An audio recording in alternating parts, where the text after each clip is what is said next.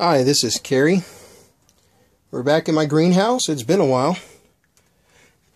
Wanted to give a few months to see how the greenhouse is going to do in this hot Texas sun. And it's now fall for us, really.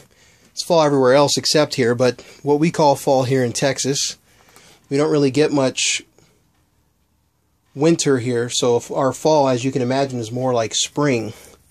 Some things to note: I had quite a few failures on our vegetable and fruit crop. I got quite a few strawberries. As you can see now, they're dead, but honestly, these strawberry planters are hung at the highest point in the greenhouse, and from what I've found from this thermometer here is that the top of the greenhouse is about 25% hotter than the rest of the greenhouse. I had quite a few of the plants die out, especially the cold crop plants, and I learned some lessons. As you can see here, some empty containers, and we've got empty containers where tomatoes were. I had tomatoes for quite a while, but the hotter it got, the smaller they got, and they eventually withered out and died. So what I've done now is I've replanted quite a few things. I started with one starter seed over here in this tomato pot, and it's gotten rather large. This greenhouse works extremely well in the fall, and I'm quite sure it's going to work well in the winter. I'm going to start an experiment over here. I have these tomato plants that I started from seed. The majority of the things in here were started from seed, but as you can see, I have a lamp here. I'm going to order quite a few of these, and I'm going to use that to keep the heat at nighttime for the things that actually need lots of heat and benefit from extra light.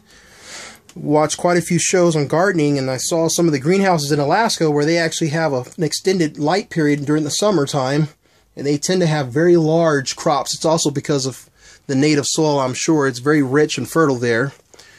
But I've replanted some new tomato seedlings in this trough here, and I plan on putting heat lamps everywhere there are tomatoes and heat crops. I have a few cold crops that I am planting on the bottom as another experiment to see how they do in the fall, see just how much heat they can take. But I have these down at the bottom. As you can see, this is a broccoli. It's shaded down here. It also tends to be about 20 degrees cooler down here from up here, up high.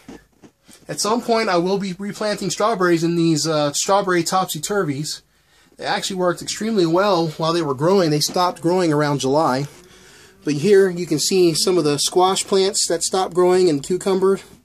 They just didn't make it. It got so hot in here I had to add another vent up high. And I actually can drop that little hatch there. If you can see it, this little block, I can turn that block and drop a hatch. I've got the rear vent up there, and then I've got my power fan, you can see, up here.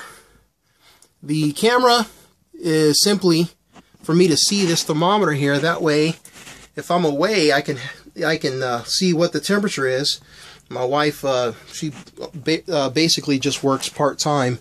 I can have her go and open the greenhouse to vent extra heat should it become necessary, because as I found this summer, I tried the shade tarp. That tended to make the tomatoes a little leggy.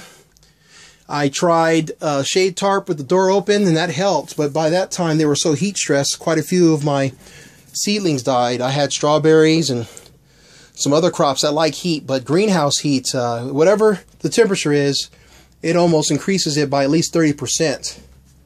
So if it's 70 degrees, it can get up to 90 degrees in a greenhouse. If it's 80 degrees, it can get up to 96 to 100 degrees in a greenhouse, and that's average temperature. Up high, I had a temperature reading at one point of 118 degrees. So the greenhouse definitely does what it's supposed to do as far as keeping heat in. However, you have to be careful not to let the plants get heat stressed. So I had an eggplant here that died. Probably going to try another eggplant, see if I can find seeds. I've never grown an eggplant from seeds. That's actually the first eggplant I tried to grow, and I grew it from a already grown nursery plants. So I'm going to try tomatoes. I just planted green beans here. All the things that kind of get bushy and tend to vine out, I plan on putting in these tomato cages. And a curious thing happened. I had this watermelon seed that I had planted in this bucket over here, and it got heat stress, but it survived. And it's somehow now grown all the way from this pot. As you can see, it grew up through this trellis I made originally for the squash, which is another lone plant that survived over here, this squash. I believe that's a squash, or it could be a cantaloupe, but I'm pretty sure it's a squash. So I'm going to leave those there because they've already grown through here, and as you can see, this survived, and looky here. I've got a watermelon in the middle of October. These pepper plants survived. I expected half the peppers would survive. This was a jalapeno. I've got a banana pepper up here. I put it up high because they love the heat. And I've gotten some survivors. I have a pomegranate that I keep in here to keep warm because it was a gift to me. I'm not ready to put it in the ground. I may be moving from this location to another location soon. I also had a lone kiwi plant that I had ordered from rootstock, and it survived, and I'm probably soon going to need to transplant that, but it seems to vine out quite a bit. Of course, I have aloe vera plants that survived. I've split those off. I've got a big plant here. I can't remember what type of plant this is. It's in the same family. It's a succulent. But either way, on this other side here, on the bottom, where I had some melons, I was going to try to grow, I just put some red cabbage, and I've got it on the bottom in the shade, so we'll see how that does. I got these cherries from rootstock that I keep in here, and they were small little bitty roots, and they've just bushed out and grown. They're basically at about 3 foot tall. It's hard to tell on this camera, but these are all cherry trees.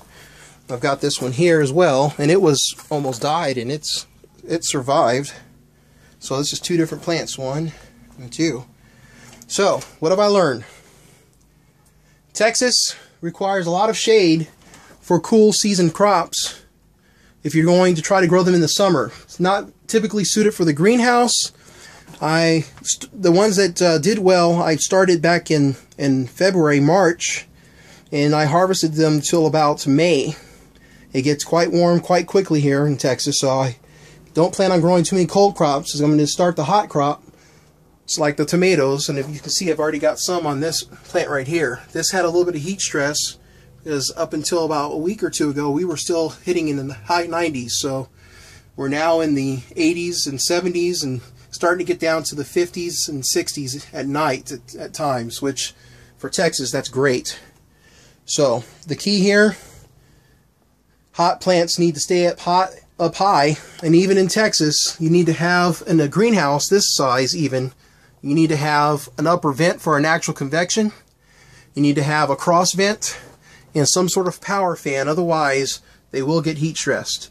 I'm trying different soil mixtures. I've noticed that I made a mix of compost and soil and vermiculite or perlite, and I mixed that by myself by hand, and I found that the best thing is to have either lots of coarse pieces or mix in quite a bit of vermiculite or perlite, because in the greenhouse you tend to water and thinking that's, as in when you would plant in the ground, that the soil would dry out, but it doesn't really dry out here because the humidity stays around 40% or higher all the time. So you need to be careful, because with that moisture the dirt starts to pack down really easily, and you may start off this height and then you end up this height after only a few short weeks. I just transplanted that and it was at about this height and it's already settled. So I'm mixing in more material that keeps it light and fluffy, and it seems to do well. You see these tomatoes, the same thing here. They are loving the temperatures. I'm going to check back in with you with more progress.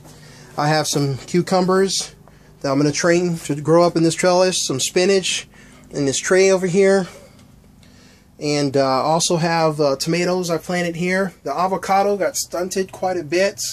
Had these little bitty mite looking bugs, maybe aphids, I'm not sure, that got in here, gave it a hard time. But I'll be trying various things, but the majority will be hot. Anything cold will be on the bottom, and I imagine since it's going to be wintertime that the cold crops will do well down there. The only issue down here is a limitation of space. So I'll check back with you. Just wanted to show you my progress thus far. Thanks.